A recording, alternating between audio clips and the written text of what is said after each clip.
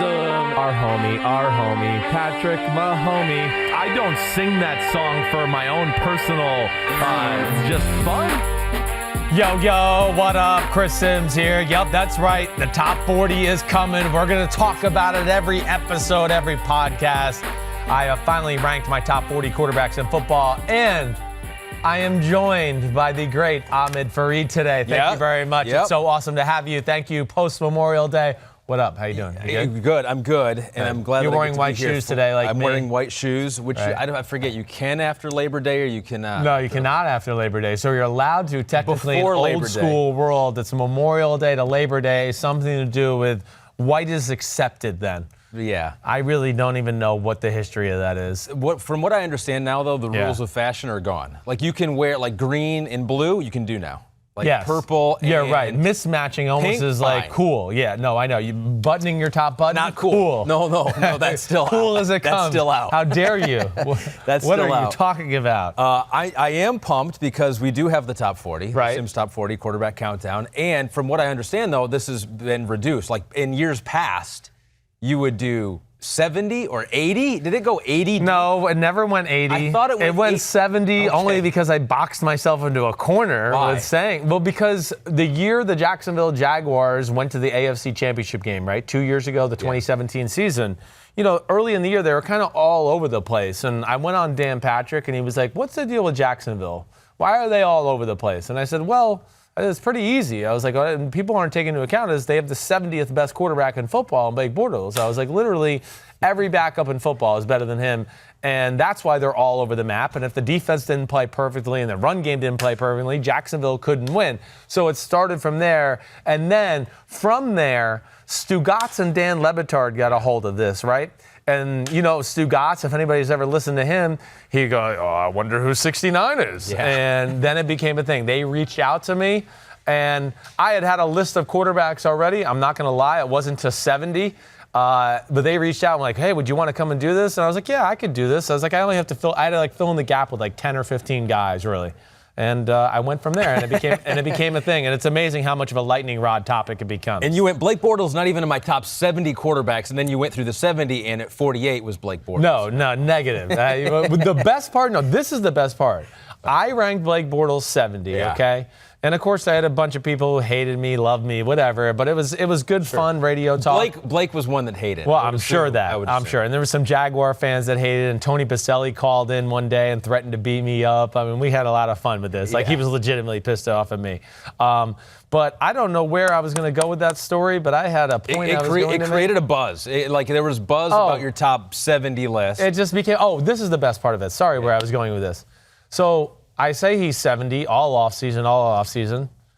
They wanted to know who 71 was. And then I put Cody Kessler there at 71. All right. The best thing was the offseason last year. Yeah.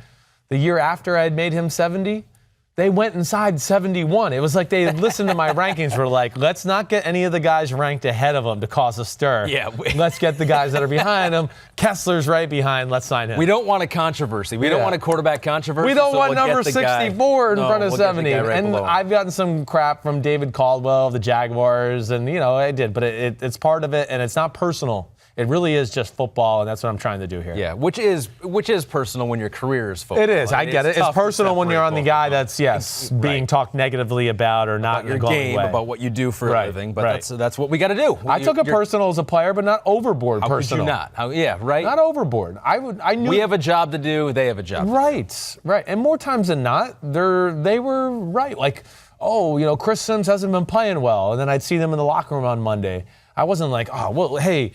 Hey, Ira, you're an asshole. How dare you say that about me? No, usually when they said those type of things, like I had played like shit twice in a week, two times in a row, or blew a game, or did something like that. So you just got to be able to, It's fair. You feel like if it's fair. You're a professional, and you're being paid a lot of money, and you're not in college or high school anymore. It's the way it goes, and you knew what you signed up for, so you just got to deal with something. And if they're always negative, and they never, even when you play well, they're still negative, then they're just haters, and then you don't even listen. You don't talk to them anymore. Right. So we do have the top 40. We've cut it down to 40, the top 40 quarterback countdown. We got your dad on today. Yeah, we got Big Phil today. First time in 3 weeks. He's finally off vacation from Barbados. He is the only man that could go to Barbados and probably come come back whiter.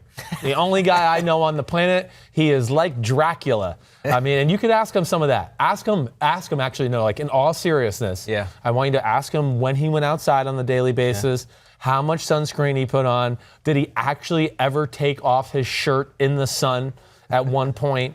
Did he wait for the clock to hit a certain, because I call him Dracula or a vampire at times, because like we'll hang out at his house in the summertime and the kids were playing wiffle ball in the yard all day. Right.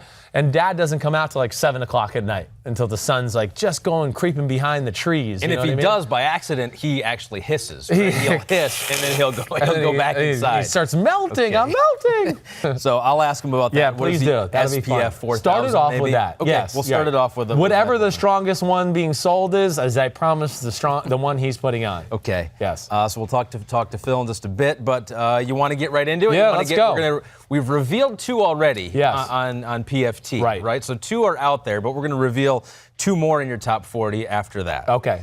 So we'll start. Start with 40, though? Well, first, let's start with people who you left off. Blake Bortles is still not in the top 40. Yeah, Blake Bortles is still not on the list. He just missed off. I mean, really, I think realistically. Has he moved up from 70? Definitely. And I had made comments last year, that I made the saying that he was 70 and made that list even before they made the playoff run that year. Okay, so he had probably jumped up a few rankings if I had to make a new list later in that year. But yes, he just misses out. There's no Teddy Bridgewater.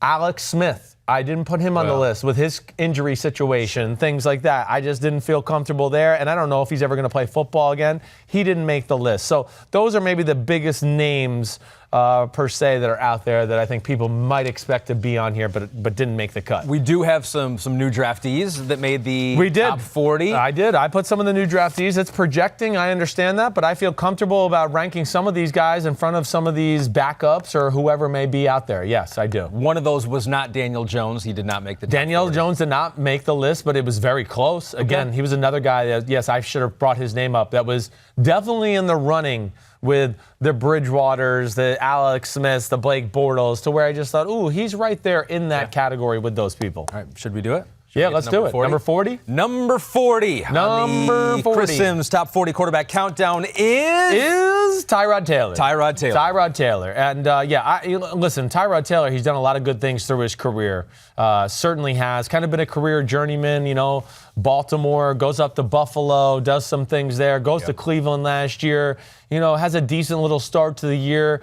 But, again, I think Tyrod Taylor, the reason he's at number 40, one, he is a game manager. And that's a good thing and a bad thing. But I think it's a really good thing when you're a backup quarterback. I don't know if it's necessarily a good thing when you're the starting quarterback. When you're a game manager and you're starting quarterback, guys always go, or the coaches or personnel people always go, I think we could do a little bit better here. We could find somebody. So to me, Tyrod Taylor, he does have a strong arm. He's got a pretty quick release. Of course, is a good athlete and extend plays that way. The biggest issue I have with Tyrod Taylor is truly his throwing and ability to make big throws within the pocket down the field. You've heard me say this a little off the air, and this is something that's very important to me as far as evaluating quarterbacks.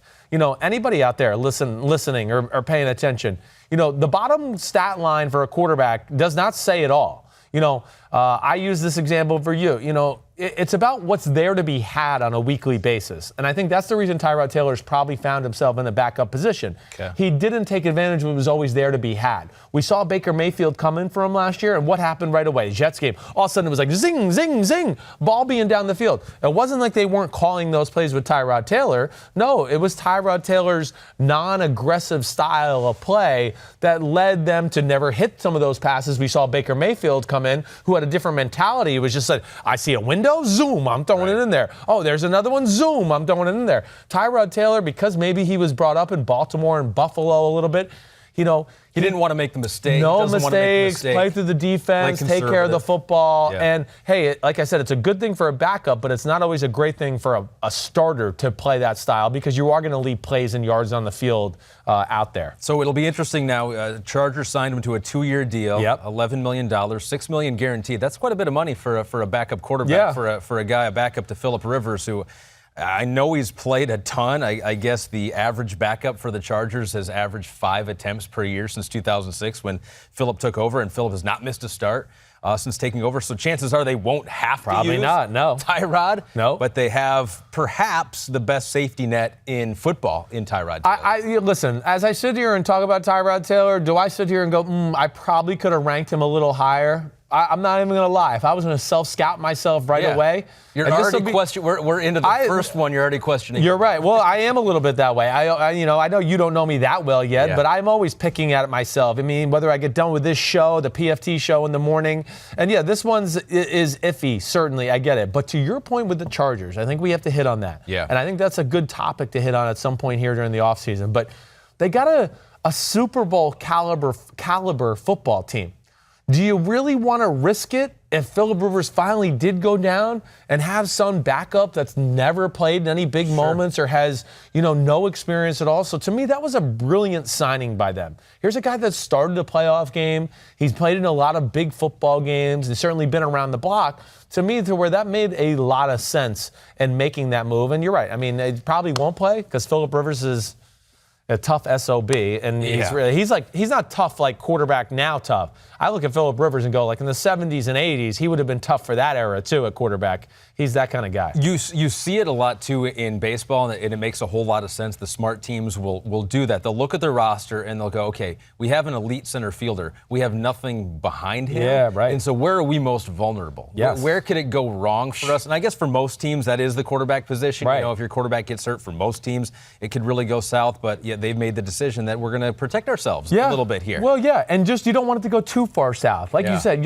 your point is right. You're going to go south a little. There's a reason the guy's the starter and the guy's the backup, but you don't want it to have to go so south that you're going, holy cow, we have to totally change the style of play on the offensive side of the ball because this guy's so much less than our starter that we can't even do the same things on offense anymore. And I think that's kind of what you're saying there. I was looking through some of his stats in 2017, lowest interception percentage in the league, and that's kind of talks to your point about taking the safer route, which maybe was what they said in Buffalo. Yeah, it was certainly style of play. The offense, but I covered Tyrod. I worked in Norfolk, Virginia, in that Hampton Roads area for like 5 years. I covered Tyrod Taylor in high school when he was playing for Hampton Crabbers and Mike Smith. That's cool. I didn't know that. Went to play for Frank Beamer at Virginia Tech. I covered him over there too. He is. I mean, here's the thing: we got the 40 top quarterbacks in the NFL. Yeah. And you think, okay, the guy's down 40. Okay, they're okay.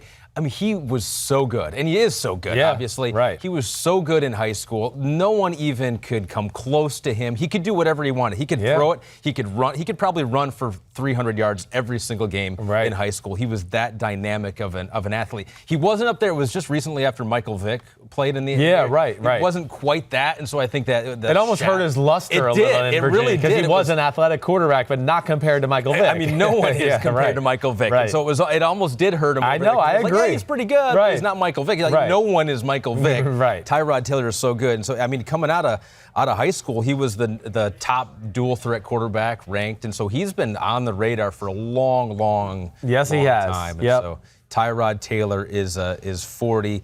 Maybe needs to be a little more aggressive if given the chance. And if he does that, he could move up on this list. He could move up. But he probably won't play. Probably won't. Okay, so that's number 40, Tyrod Taylor. And we hope not he doesn't play because I'm like Philip Rivers. I'm almost John Elwaying him this year, like where I want to see like this one's for John. Yeah, if Philip Rivers stays healthy with the team that's around him, they are a legitimate Super Bowl contending title team. I believe so. Yes, they are. Now, the AFC West is real, and I get that. But, I look at the pieces on the Chargers and go, I would be shocked if they're not at least in the playoff convo in December. And really, I would be shocked, really, if they didn't make the playoffs in general. Okay. Tyrod Taylor, number 40. Time for number 39. Number 39 is perhaps the best college football name ever. Yeah. I mean, it's the name built for college football in Texas. Especially at that school. Right. Colt McCoy is my number 39. And listen, this is where it was splitting hairs between him and Tyrod Taylor. And, also I kind of made this list right as I got news as Colt McCoy was, still dealing with the leg injury and all that. But listen, I think highly of Colt McCoy. I do in a lot of ways. And, stats and numbers and everything like that aren't going to say the whole story about Colt McCoy. Listen, the big thing is, again, another guy with a good athlete. athlete, has a more aggressive demeanor than a Tyrod Taylor. He is looking to strike down the field a little bit more that way. Is his arm as good as Tyrod Taylor? No. But, again, quick release, pretty accurate. Right. The biggest problem with Colt McCoy is when he's gotten a chance to really start or play and you go, oh, here he goes. He might be the starter here. He's gotten hurt.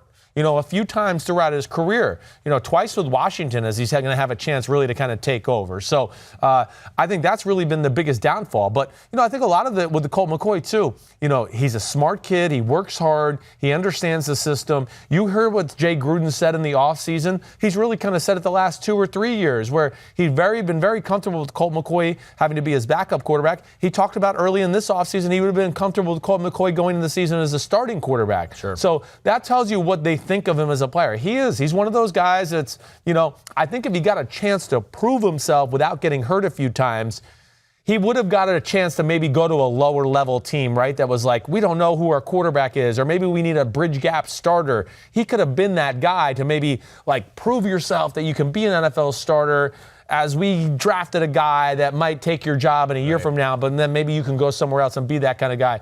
He does have that type of talent. He just hasn't been able to string out consistency altogether. And, here he is in Washington. He's in a weird situation where, I think a lot of competition now this year. Right, because Case Keenum's there, Dwayne Haskins there. I think Case Keenum and Colt McCoy might be the same person. Well, they're hard time differentiating. They're very similar. They are.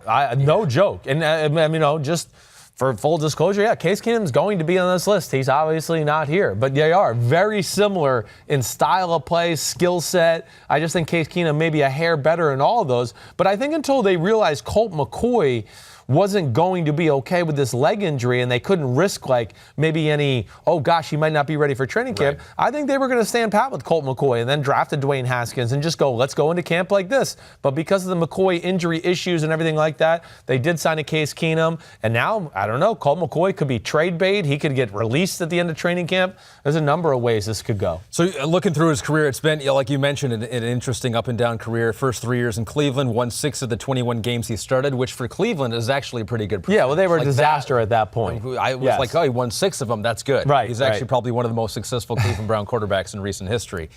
Started just 6 games since 2011, though.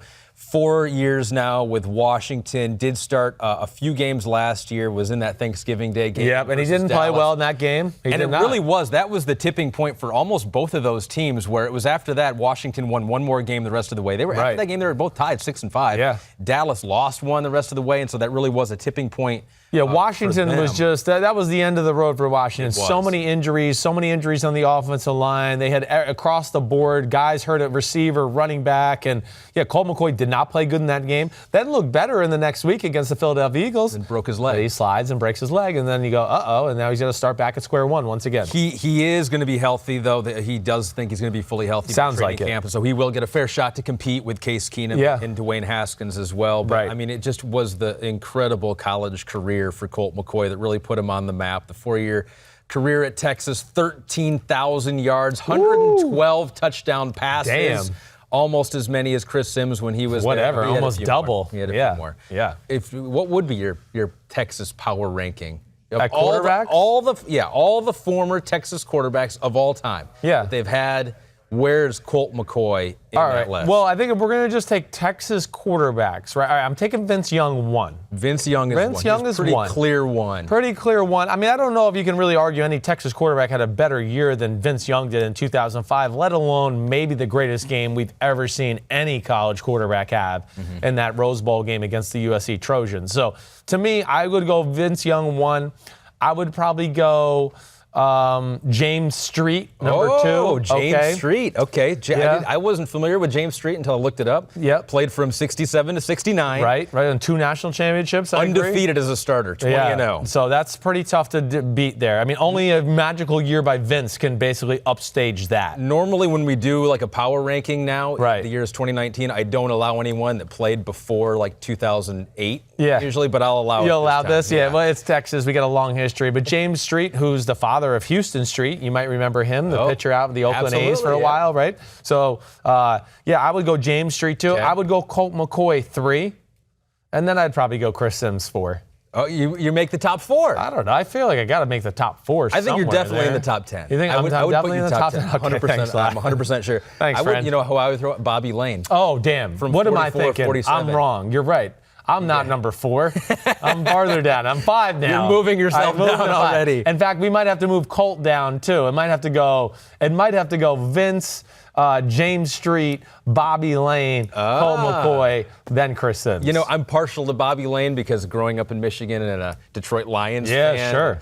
He won the back-to-back championships for him in the 50s, a little bit before they haven't my won time. Since then. No, they haven't. No. It was like they haven't ever won a Super Bowl, but it was like they won those NFL championships. Yeah, right. They just called them Super Bowls, and they could have had a couple, but he was really good. But I like that. That's good. Okay, right. So good. So he could be trade bait. He might not be on Washington's team, Colt McCoy. Yeah, we'll see where it goes. We get going. Yep. But, number and I 39. might have messed up my rankings right at 40 and 39, but that's okay. I'm here to self-scout, and I'm Chris Simms, and that's what I do. You know, and Colt may have had better numbers in his college career, but both of you drafted around the same spot. Third round. He was third round, 85th overall. Okay, so he beat me there too. He's 12 picks ahead of me. Barely, but just barely. Barely. All right, number 38. Number 38. Competition for We're Colt staying McCoy. right in So this is the Washington. first, we haven't revealed this, right? No, this is the first time this is coming out. Number 38 Dwayne Haskins. Dwayne Haskins. Yeah, I'm making Dwayne Haskins number 38. Yeah, I mean, I certainly think Dwayne Haskins is one of the 40 best quarterbacks in football. I do, yeah. You know, again, he's got a chance to be the starting quarterback for the Washington Redskins this year. I know we haven't seen him yet, but I'm going off of what I've seen in college football and knowing enough that he's more talented than some of the guys that we've already talked about or some of the guys that we've let off the list. You know, Dwayne Haskins, big body, strong arm, pretty good damn decision maker. I mean, really, the only negative you can really come to with Dwayne Haskins, okay, is this. Little lack of experience. He's only played 1 year in college football, but damn, that was one of the better years we've ever seen at quarterback, okay, in college football. When you throw for, what was it, 50 and 8? Was it 50 touchdowns, 8 interceptions? Yeah. I'm just going off the top of my head. 4,800 yards. Right. I mean, that's insane. I don't, you know, and the Big Ten's quality football right now. Other than the SEC, I'd go Big Ten would be number 2, kind of doing that with the ACC. So playing against a number of good defensive coaches, NFL defensive talent in the Big Ten, all of that. But yes, Haskins, I think, got really good feet within the pocket, can throw the ball from a lot of different angles with people around him, has a big-time arm. You know I'm big on being able to throw the ball with people around you. Right. And that's something, that's life in the NFL. If you're not playing for a team that's got like the best offensive line in football, everybody else is making throws under duress, uncomfortable, and he was very good at that at Ohio State. Really has superstar potential. You've heard me mention the guys or compare him to guys like Ben Roethlisberger. It's a very similar style of play. And a guy like Haskins is a guy like, you know, some of these younger quarterbacks, and we'll get into it as we go, but I got like an asterisk next to him because this is a guy that could be, yeah, he's 38 right now, but gosh, if I had to re-rank, you know, halfway through the year and he's the starting quarterback and blowing me away, he could be in the top 20 because he has that type of talent. Third quarterback taken in the draft, 15 overall by Washington. You think they got a pretty good value there getting 15th definitely. overall? Yes. Daniel Snyder, from all reports, super excited to have him. He was the guy that they were looking at. Right. So now he's in that competition with Case Keenum and Colt McCoy. They have had OTAs. I know, and I know he's opened up some eyes already. That's what they said. They said he reports he's getting the ball out fast. Yep. Quicker in the pocket than maybe people thought he would be. They should have listened to Chris Simms' breakdowns because I said his feet were very quick, and even for the delivery of dropping the arm, a lot like Sam Darnold last year, yes, they dropped the ball in the arm, but they could do it in a really quick way, Ahmed, where they can just, you know, slant, screens. Yeah. They can get it out really quick. And his path is interesting, too, because a lot of times you see, you know, these quarterbacks like this, big body, strong arms, are on the radar early in high school. Yeah, it wasn't right. The case He's for prototype. Him. He wasn't offered until his junior year, originally committed to Maryland, and then they fired Randy Edsall, and then he decommitted and went to Ohio State. J.T. Barrett was there while he was there, and so he was getting the starts. And it's kind of been a it's like, boom, here he is now. It's not like he's been on this radar for a long, long time. And you wonder if that hurts him in some eyes of some people, some evaluators, that's like they haven't been talking about Dwayne Haskins for that long. And so you just do wonder, okay, how much of this is real and how much of this just was a one-year wonder for Dwayne Haskins? Yeah, no, I mean, I get it. I get those questions. But I think anybody that kind of watched his last year at Ohio State, you know, I would have a hard time believing you're not going to come away with a lot good feelings, more good feelings than bad feelings. Like I said, the only thing I looked at negative is little lack of experience, maybe a little lack of immaturity as far as preparation for the combine and things like that. Because you've mentioned that, and that's been mentioned a couple of times. And you said he's only 21. He's now turned 22. Yeah. So he's older. He's Gandalf the Grey now. He should have known better, but. You did mention that, and he's a 21-year-old, and he's acting like a 21-year-old. Yeah. Is that part of it, that he didn't take the combine as seriously as some teams had hoped he would? Or yeah. where did that I just think from? people felt like he was a little, ill-prepared for the combine. I don't think he knocked people or blew people away in meetings. Okay, that's the one thing I'll say. And then, yes, looked a little out of shape in the workout. I think he weighed in a little overweight from what people were expecting. It didn't look great in the workout clothes. And then he runs 140 with a very, blah, blah, blah time at 5.04 and then says he has cramping issues.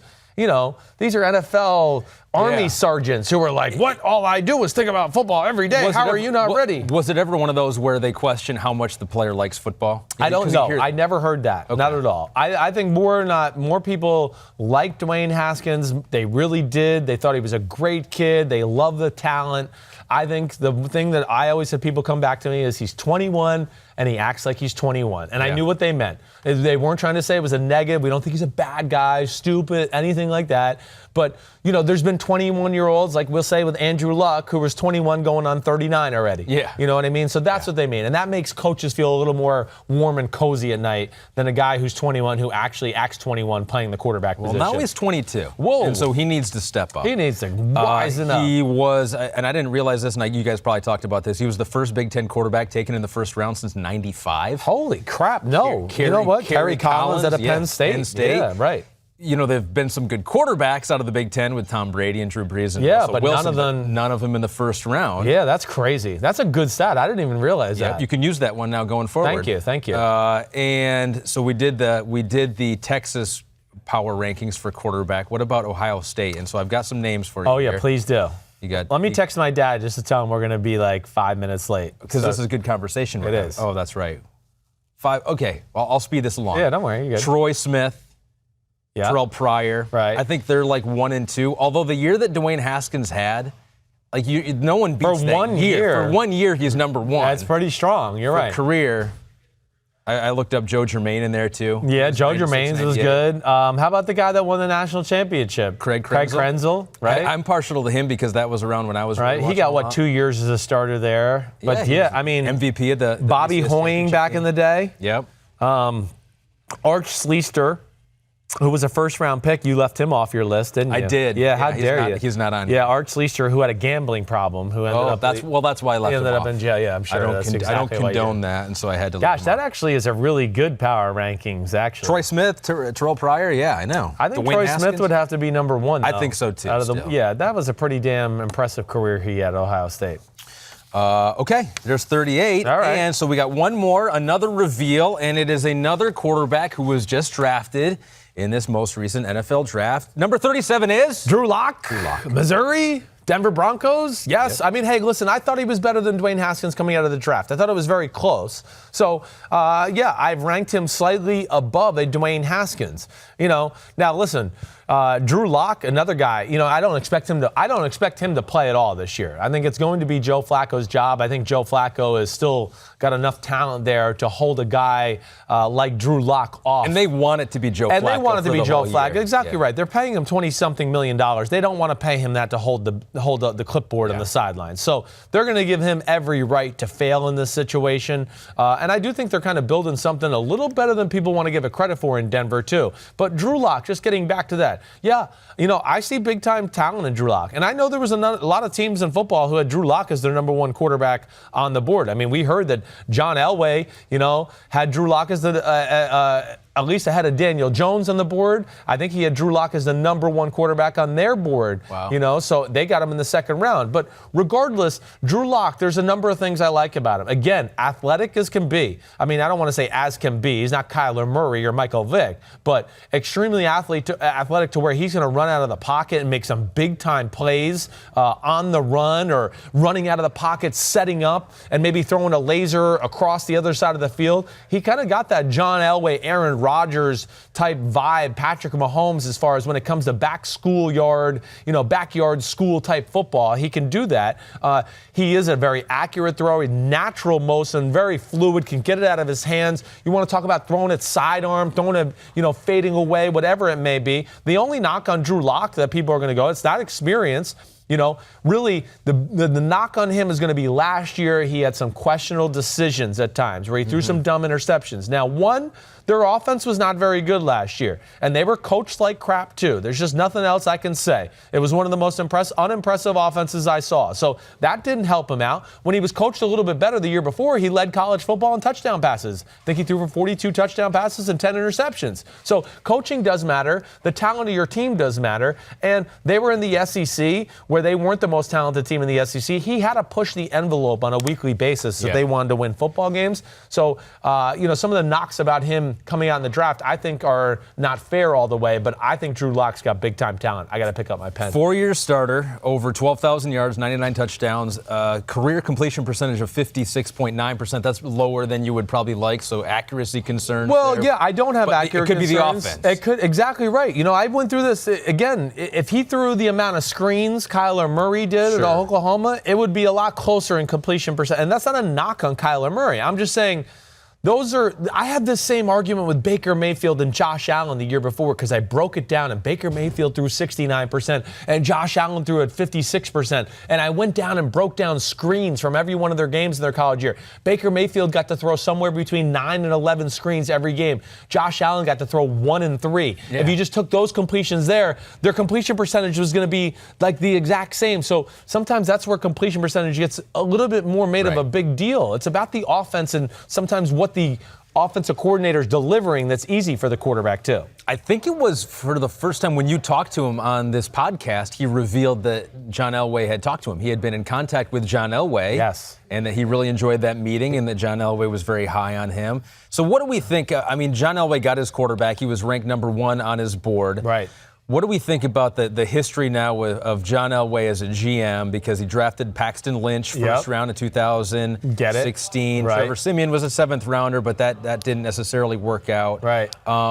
Do we feel like Brock Osweiler. Yeah. Do we feel like John Elway has had more of an issue than we thought he would in finding and developing and targeting those quarterbacks? Yeah. Has it been as good or as smooth as I would have expected it to be if you asked me 6 years ago? Yeah, no, it has not been.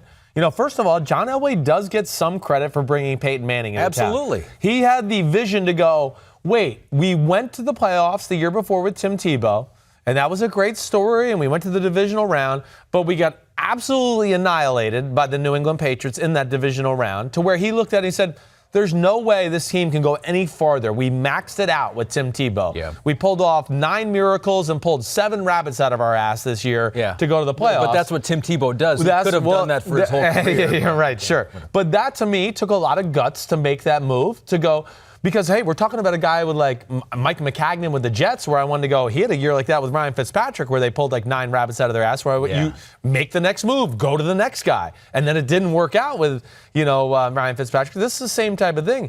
So you got to give him credit for the Peyton Manning move. Okay. Now, yes, Brock Osweiler, who he drafted in the 2nd round, yeah, he missed on that. But I looked, and it still wasn't horrible. No, and it wasn't. And he saved them. And I looked through the drafs too, and I was like, okay, who did he not draft that later in the draft? There was nobody egregious, right? There was no one. No. And the only one was, 2016 was Dak Prescott in the 4th round, but so many teams passed on. If you go through it, the Dallas Cowboys passed on him 3 times, and they wanted to trade into the 1st round to get Paxton Lynch. People forget that. I liked Paxton Lynch that year. I remember. I thought it was a good move by the Denver Broncos then, too. So, yes, he missed. So be it. That's it. You move on. Trevor Siemian really is a good draft pick. for when getting you're him where talking you about were. a seventh-round pick who you go, oh, wait, he's the starter of our team all of a sudden now, or he's a really awesome quality backup, that was a good pick. Right. So we'll see where Drew Lock goes. I tend to think that this will be a great pick, and I know why John Elway liked him, because he probably saw a lot of his own self in a guy like Drew Lock. In 2012, he could have had, Russell Wilson, Nick Foles, Kirk Cousins, but they also signed Peyton that year. Yes. So, you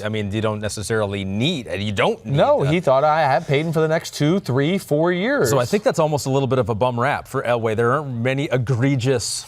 You're right. It's not as bad as the media tries to make it out to be all the time. No, because he's not drafting in the top 5. No. It wasn't like he had a chance at the top 5 quarterbacks. No, and if we're going to bag on the quarterbacks, then we got to start talking about the other positive things he did when he, gets in Aqib Talib in town and gets DeMarcus Ware to be a defense end in free agency, and all the other moves he made that way. T.J. Ward to set up what we saw as one of the greatest defenses in the history of football in the 2015 season. So, people are quick to bag on John Elway a little bit because he's an all-time great quarterback, and nobody wants to give him credit for being a good GM and a quarterback. We like to bash on quarterbacks. Yeah, we do. All right, speaking of bashing on quarterbacks, where's that Phil Simms? Is he on the phone right now? I think they're probably calling him right now. Okay, well, hold on. Before we get to him, I do. So we have a whole lot of podcasts we do here. Yes. PFT podcast as well. Yeah. We've got the podcast here on Unbuttoned. Catherine Tappan also has a podcast, and we're right in the heart of the Stanley Cup final between the Bruins and the Blues, and she's got the On Her Turf podcast that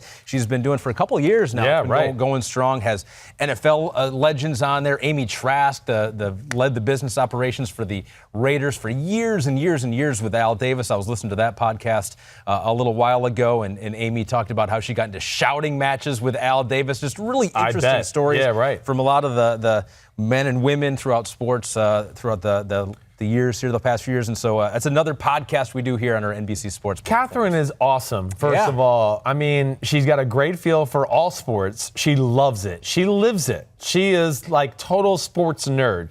I mean, truly.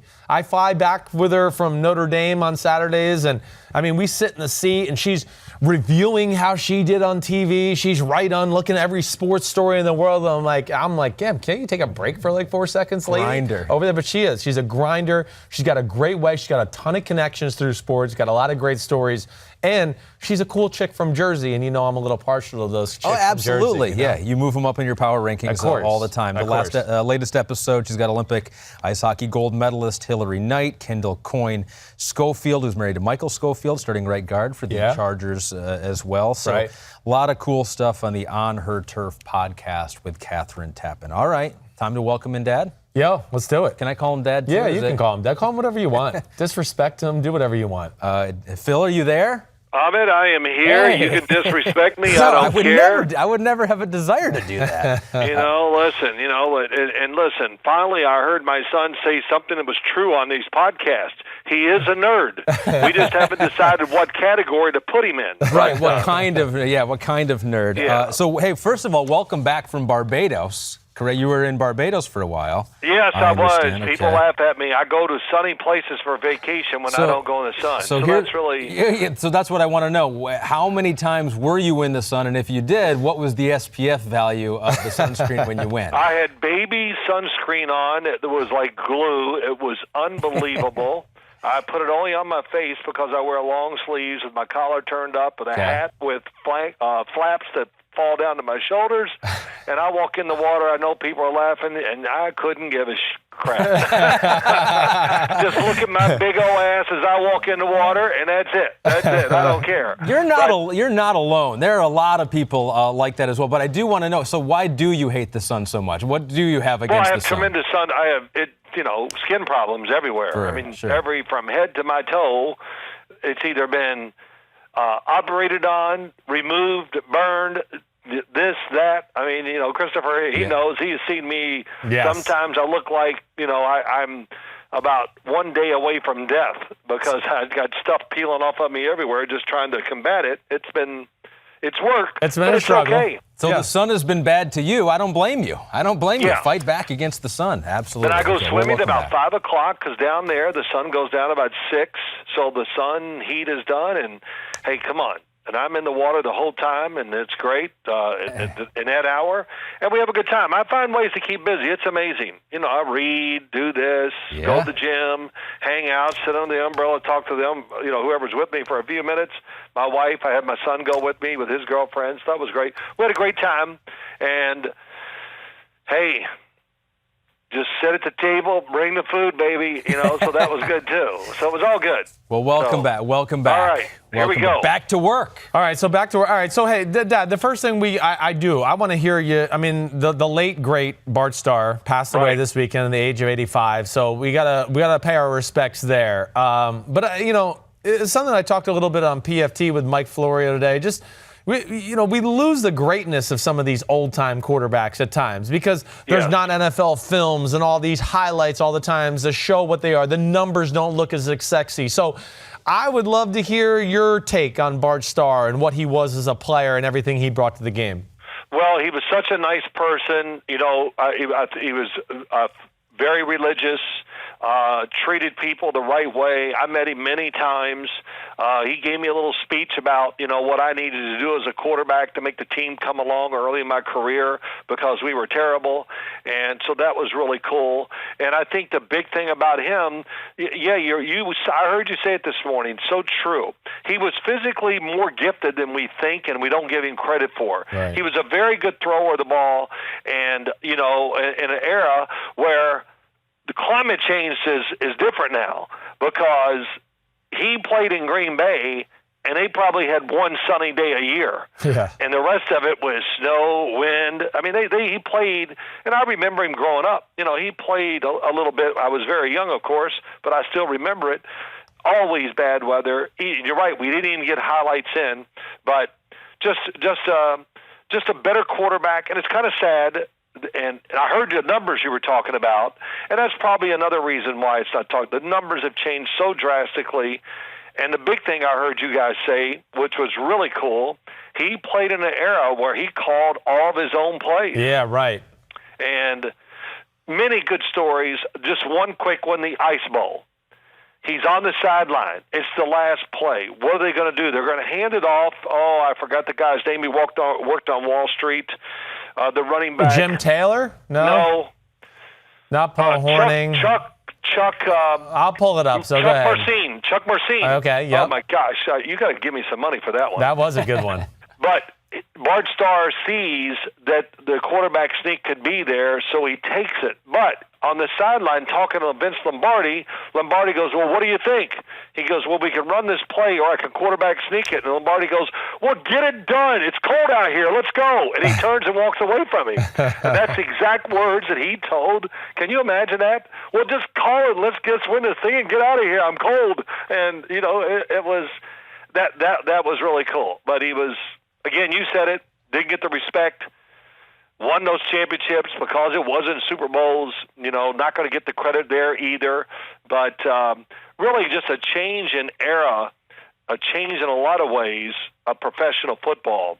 And with Bart Starr, Vince Lombardi being there together. Yeah, right. That's where I almost feel like Bart Starr gets pushed to the side a little bit because of Vince Lombardi. The greatness around him overshadows. Yeah, I'm sure you would know that feeling. Yeah, I mean, to me, the most common comparison, I think, to a Bart Starr and Vince Lombardi, am I wrong here in saying it's Belichick and Brady? Now, I know Brady and the quarterback gets more credit this day and age, but to me, the Green Bay Packers seem like, the first version of the New England Patriots in the NFL, and now the New England Patriots are doing what the Packers did, and they're kind of one-upping it. Right. I think it's a really good comparison. Of course, so many years and it's so different. I think it would be hard for normal people to see that comparison. I know this for a fact. Many things about Vince Lombardi. Father Ken Moore, our team priest with the New York Giants, was Vince Lombardi's best friend. Wow. And he would talk about Vinny, and he would tell me many, many stories, and they were great. But Vince Lombardi, there's a book, When Pride Still Matters, one of the best sports books I've ever read. It was about Lombardi and through Fordham, Army, everything with the Giants and but he basically, not to say he was the first to do it, but the great Green Bay sweep. Yeah. They took it, and of course they must. When I see old films, they must have run the dang play 20 times a game. Right. But they changed the blocking scheme almost every time. In other words, the communication. Oh, the right tackle, I'll block the left guard's guy. You pull around and block my guy because we got better angles. Yeah, that's very commonplace now, but it wasn't then. Right. Back then, and you talk about early 60s and all that late, it's like, hey, you block the defensive end. Well, what if he lines up here, Coach? Don't worry about it. He won't. Just go get him. And, Yeah. So they were way in the forefront. And I don't mean to get off of Bart Starr, go to the Vince Lombardi. But Vince Lombardi, was he tough? Yes, he was. And you know all about the toughness because every high school coach up here in northern New Jersey was Vince Lombardi when you played football, Christopher. Well, yeah. I mean, my high school coach, Mike Miele, he's got a connection with Vince Lombardi. That's who he tried to be. He's old school Italian, tough, hard ass, and will mother F your butt right away when you mess something up. And, oh, my gosh. I mean, he had the voice that was the greatest football voice in quick story. You got a rich wide receiver. Don't say his name. Very good. Yeah, right. He had to run a 6-yard route. He ran it at 5. And I'm walking to practice, and I hear him going, rah, rah, rah, rah. Let's count to 6 like your dad does. 1 million, 2 million. And I just went, wow, what a great line. And then one time I was walking up, and he was just tearing you up. And I went, I think I'm going to wait 5 more minutes back here at the car until this is over. Then I walked up to watch practice. So, but, I kind of lost my train of thought. Well, you need a quarterback like Bart Starr, though, to be able to handle a guy like that in the NFL. Yeah, is there one now? Yeah, I mean, I don't. The only one again I can think of is maybe Brady, right? The truth. But he was very tough. And my point being, he was really tough on him in practice and always. But as you read the book, and you probably know these things, usually on Friday after practice or Saturday, he just would walk around and say, how proud I am of you. I love you, and all this to all the players, and which is that's what Parcells was. He was a tyrant during the week. He was awful. He was truly every day. I don't know how he did it. He performed or perfected the act of coming in mad about everything every single day, but then there was that moment. You get ready to play the game. Hey, go for it. Play loose. Let's go. Don't try to be perfect. It's not a game of perfection. Take chances.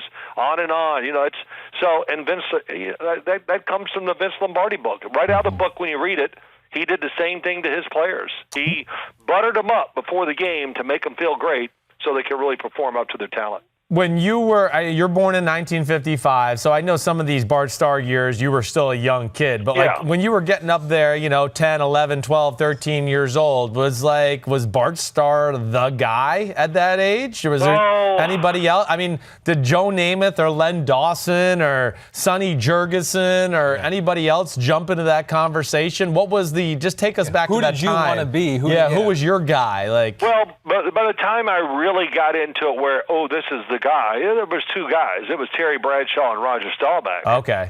It was those 2. Bart Starr, I think I was still... Yeah, you were young. I wasn't to that stage where, man, this is it. This is the guy and his number and everything like that. And so I wore number 12 in high school because of Terry Bradshaw and Roger Staubach. Right. And I always say the same thing. What was cool, I got to play against both. And it was an honor to lose to Roger Staubach twice my rookie year. We had them down 2 scores. Fourth quarter, I think, oh, my God, we're going to beat the Cowboys, and I'm going to beat Roger Staubach. I played well, 2 touchdowns my rookie year, and just right out of the book. They get the ball, bing, bam, boom, touchdown. We go 3 and out. Man, I miss a slant that could have won the game. I miss it. We punt. Bing, bang, boom, Cowboys. Roger, the comeback kid or whatever, they beat us. Right. It was really cool. I think I told you this. I walk across the field. There he is. Congratulations. He goes, you really outplayed me today. And wow, he made it personal, like you versus him, huh? Yeah, he just goes, you really outplayed me today. We got lucky. And I just was like, wow. I don't doubt if I said a word. I just looked at him and was like, oh, thank you, Mr. I'll lose every game if I get that kind of compliment. Well, but that just says him. That's who he is. He is truly an unbelievable person. stood on the field with him before Super Bowl when the Steelers were playing the Seahawks, and we're all going to get introduced to Super Bowl MVPs or something. And he goes, man, let's get a football and throw some. And I just go, Roger, I think we're supposed to stand here. He looks down. I think he sees Matt Hasselbeck or somebody. Hey, throw me the ball.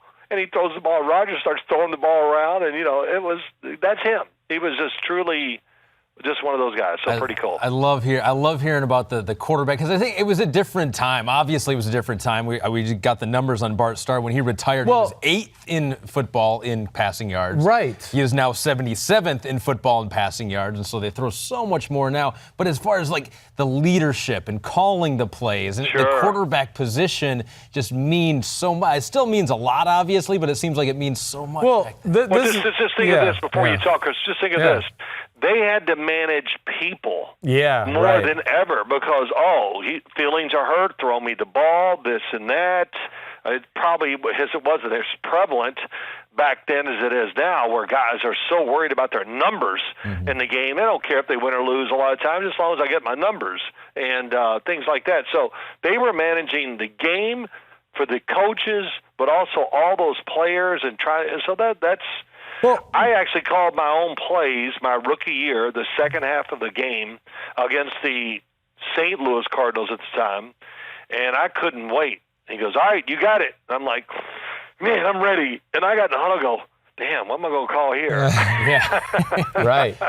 It really, and there wasn't many formations or nothing back then. I was like, all right, I'll just throw it. Okay, here I just called pass play. It was very, very hard. So I can't imagine, even as simple as the game kind of was back then, that it still had to be hard just to manage the game, manage the players, and of course manage the expectations of your head coach. All right. Well, one last thing I want to ask you on that, and this is, I just want to give everybody like what Dad and I have a number of topics, and I kind of talked to him. We're gonna hit some like deep dive football stuff as we go on Tuesdays. Today, because of Bart Starr, I kind of wanted to go there, so that's where we're gonna keep it on there. But I have one last question before we get off the subject, and then we part ways for the day, Dad.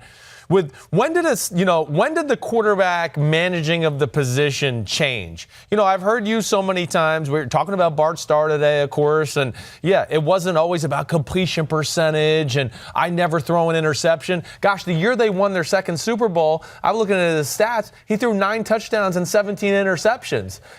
It just was a different time. Dad, you've talked about how Bill Parcells used to be like, if you don't throw 2 interceptions today, you're not being aggressive enough. What changed it into this, completion percentage? No matter what we do, I used to get so sick of going into production meetings and all the coaches, not all, we just can't turn it over. Right. They're just I'm like, oh my God, okay, don't take it. I said, kneel on the ball every play. Okay, come on. Go ahead, kneel on it. You win. What changed it, though, in your eye? Like, what was it? Is it the 49ers of the late 80s? Okay. It definitely, I think, was the 49ers. Bill Walsh and the so-called West Coast offense, as people, it took a while, too, before people started copying it. But, I watched it many times on film, and I would watch them as we were getting ready for a team that they had just played, and I go, oh, my God, it looks so easy. They do so, there's Montana, he was graceful to begin with, and just throwing the balls to the running back, out of the backfield, running the route down the field. I just go, gosh almighty. So, and I just said this to you today, I can't remember all the guys, but I come up with these thoughts. Bill Walsh did something that changed pro football. Vince Lombardi did things that changed pro football the way it's played. Right, the run Buddy game, Ryan, right, yeah. with his defense, played the way it's still to this day, people play the Bear defense, of course, not the same way, but that was revolutionary. Lawrence Taylor changed pass blocking schemes in the NFL forever when he entered the league. And, and there's one I'm missing, and it drives me crazy. I can't think of it. Well, it could be, I know we've had this conversation before. I'll throw one. I know we talked about Peyton Manning and all the line of scrimmage stuff. We've talked about that before. Peyton Manning changed it. That's a great one. I had head coaches, I'd say something about Peyton, and they would say to me, oh, come on, are you kidding me? There's no way I'm putting my career in the hands of the quarterback. That's stupid. And da-da-da-da. Well, how did it turn out? Yeah, right. And now that's expected of the quarterback, for sure. Right. And probably a guy that I would put in that conversation without hesitation is somebody that's revolutionizes many things and changes and does things in different ways year in and year out. That's Bill Belichick. Yeah, it is a constant evolution of ideas, players, schemes, how to use the players, multidimensional. It just goes, everybody's thinking, well, I'll just say one thing. Everybody, we got to get to the quarterback. That never seems to be a theme for the Patriots. You're right. They do it with smart linebacker play, and they do it with matchups with defensive backs. They do it with defensive backs because they know, I'll never forget, they were playing a team in the playoffs. I'm not going to tell you who. And the quarterback was a little suspect. It was a big game. And I said something to him, and he goes, look, Steve Young, Joe Montana, Troy Aikman, he just keeps going down the list of these great quarterbacks. And then he says the quarterback he's playing against, sooner or later, Phil, it's going to be 3rd and 5. And then you know what? Just like clockwork. Run, 3rd and 5, throw it, interception, Brady comes in. First play, over the top, touchdown. I just sit there and go, oh, my God. It's played out just like he goes, sooner or later, it's going to be 3rd and 5. He knows 3rd down, so he's built his whole team around. So we'll talk about it later, about New England, just the deep. I just counted on their roster. Right. How many defensive backs you think they have on their roster right now? Oh, gosh. Knowing them right now, I'm going to say, what do they got, 12 on there right now? Oh, Christopher, please. Remember, it's a bigger roster now. What is it, 16? 19. 19. That's 19. unbelievable. They don't have 20 yet? That's 19. And listen, he will somehow keep more than anybody else, stash a few on the practice squad. Somebody's going to get hurt, this and that. And we'll get into talking about that. We're going to talk about that next week. We are. We're going to talk about that next week. Tease. Patriots coverage and some of the things they do and what makes them special. I think that's worth the conversation. All right, we're done with you. No, hold on. No, don't let him. Wait, Ahmed wants to ask me a question. I'm sorry. I got one more before we go. I just want to know. So we're revealing his top 40 quarterbacks. Just really quickly, I just want to know if there's any egregious omissions so far, or you think the guys are way highly ranked. He's doing his top 40 quarterbacks in the NFL. We just kicked it off today. He's got 40 is Tyrod Taylor, 39 is Colt McCoy, 38 is Dwayne Haskins, and 37 as Drew Lock. We just started, so the tip of the iceberg. But Thank you. From what you've seen so far and what you just heard there. And I've already admitted that I might have put Tyrod Taylor a hair too low. I'm questioning myself as I've talked it out here. So I know. Yeah, well, you should have talked yourself out of it last night. I definitely would put Tyrod Taylor in front of Colt McCoy without question. Right. I know all the things you say about, but I think Colt McCoy physically was not the same guy when I watched him play last year I'd seen like a couple years before. Yeah. Not as quick, not as fast. The arm didn't look as, it wasn't crisp. I didn't see the little pop in the arm they used to have. Tyrod Taylor, look, he is a great backup for a good football team. So, and then you got Dwayne Haskins, 37, you said? Yeah, 38, and Drew Lock, 37. Yep. I would switch those two. I think Dwayne Haskins, just the size, the arm, the experience, through so many, I don't know. I think I feel a little more secure about Dwayne Haskins having success in the NFL than I do Drew Lock right now, because it's going to be a slower start for Drew Lock. But did we say this? How about Jay Gruden? I think we talked about it, Christopher, right? Yeah. After their mini camp? Right. Did you see him talking about Dwayne Haskins? Yes, I talked about it a little on the podcast that week. He made some throws on. And we know about the Grudens and how they value their quarterbacks. Yeah. It's all about, No, I heard from some other people down there, too, that there was definitely some talk in the building after that first day or two of practice about Dwayne Haskins, and he was a little more impressive than I think they all thought he was going to be. Oh, it's awesome. Hey, what's the most nervous day for front office people in the NFL? I already did this. Yeah, I know that. Oh, you stole it from me. Yeah, this has been something you've talked about for years. I mean, I know, but when you steal things from me, you got to say, my dad told me this. I just want. But he'd have to do that for everything he says, though, right? No. You can't do that. All right. Well, that's a good line, Ahmed. Thank you, guys. You guys have a great day. See you, Dad. All right. Later, Dad. All right. You have his call, Dad. So I like that, too, because I'm glad that we got that in there, that you've revealed. He's all over the place on the Dwayne Haskins, Drew Lock conversation. So I know there are times that he is higher on Drew Lock. Oh, my. Next week, if we ask him the same question, I think he'll go back and forth. He's gone back and forth between Drew Lock and Dwayne Haskins so many times in the pre-draft process. I was like, okay, just tell me the day of the draft and we'll talk then. Well, like father, it was very you've close. Gone back and forth on Tyrod Taylor and Colt McCoy. It is. You're right. I'm going to be nitpicky. I feel good from here on out, though. The bottom of the list is the hardest part of the list to do. So because they're very similar. Right? Yeah, they're very similar. Yeah, it's close. All right, we're done. We've done it. We did it. Josh Allen or Josh Allen with Josh Allen on YouTube tomorrow. Yes, it's coming on YouTube tomorrow. Yep, some of the good stuff we had up in Buffalo last week. But that Thursday, we're going to hit a number of topics. I don't even know where we're going to go with that yet, but appreciate everybody tuning in. The full interview with Josh Allen. Yeah, we'll do more Josh Allen stuff on Thursday. And the top 40 continues. And the top 40 will keep going all month long. It's just the gift that keeps on giving. Yeah. All right, peace out. Ahmed Fareed, Later. Chris Simms, we're out of here. Have a good Tuesday, Wednesday. We'll check back in on Thursday.